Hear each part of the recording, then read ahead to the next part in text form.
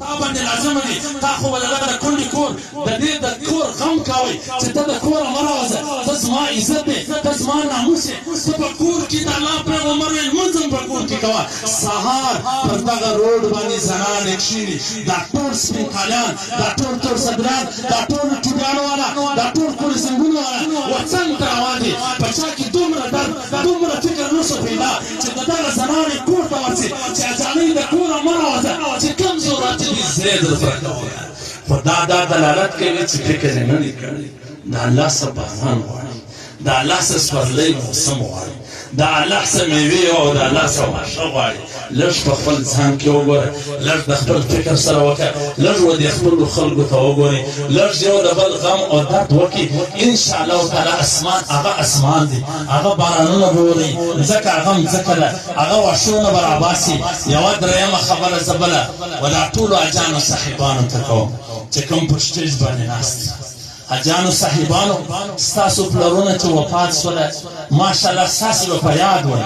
تاسې په هغو پسې غویونه خیراتول تاسې په هغو پسې دعاګانې کولې لیکن ته نه یې خبر چې اوس ته هغه زمانې ته راوتلی چې ستا اولادونه ستا فاتحه پر وغمیږي ستا د فاتحې دعاګانې پر وغمیږي ستا اولادونو باندې ستا مرګ وغمیږي زه په دې ښار کې د یو چا مور مړه وه زه فاتحې ته ورغلی وم خلکو دعاګانې کولې چې یا الله د پلانې مور وبخښې یا الله د پلانې مور قبر د نوره ډکې د پلانې زوی د دیوانه سره په فیسبوک اخته و د پلانې زوی موبایل په لاس کې و د اجانو تصویران یې اخیستله تاسې خبر نه یاست زما مور د پلانې حاجي صاحب راغلی دي فاتحې ته زما د مور فاتحې د پلانې شیخ صاحب راغلی دي ستا د مور فاتحه شیخ و پلانې و ملک و خان څکې ستا مور خو د دعا ضرورت لري ستا د امین ضرورت لري ستا د تلاوت ضرورت لري ستا د خیر و خیرات ضرورت لري ته صرف تصویران اخلې فیسبوک ته ورکې چې پلانې شیخ و ملک راغلی دي زه د احجانو ته وایم د خانانو ملکانو ته وایم چې ستا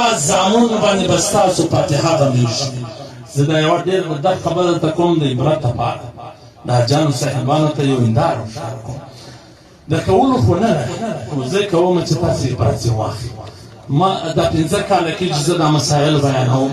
نو دا ډېر د دنیا دی کونج نسته چې خلک زما څه پوښتنې نو کله کله پکې زنانه هم راځي د کولو خو نه ده خو زه عبرت لپاره کوم بے شمارو زنانو ما ته مې ټلیفون راکړی چې مولوي صاحب یو تعویض نشته زما خاوند ټوله شپه په فیسبوک اخته وي نو زه به دې خلکو ته وایم چې د کومې زمانې ځوانان خپلې زنانې خپلې هغه مېرمنې خپلې کوروالاوې د فیسبوک په تعویض راګرځي ټوله شپه په فیسبوک اخته سهار په شمسي چلېږي المارې راکښېني قرآن ځینې دین ځینې تلاوت ځینې خپل ځان خپله زنانه جوړه کړه نو به مړ پلار مړ ورور مړ مړه و موت څه په یاد وي زه به دا جانو ته وایم د کلو سره سره خپله لپاره یو څه ولېږي ولتنظر نفس ما قدمت لغد الله وایي په ګریبان کې وګوره څه راولېږه د دې اولاد په تمه مه کښېنه په دا مدرسه کې راشه خپل تعمیر وکړه چې ستا د مرګه وروسته تا له صدقه د روانه وي د قیامته پورې ډېر وخت ستا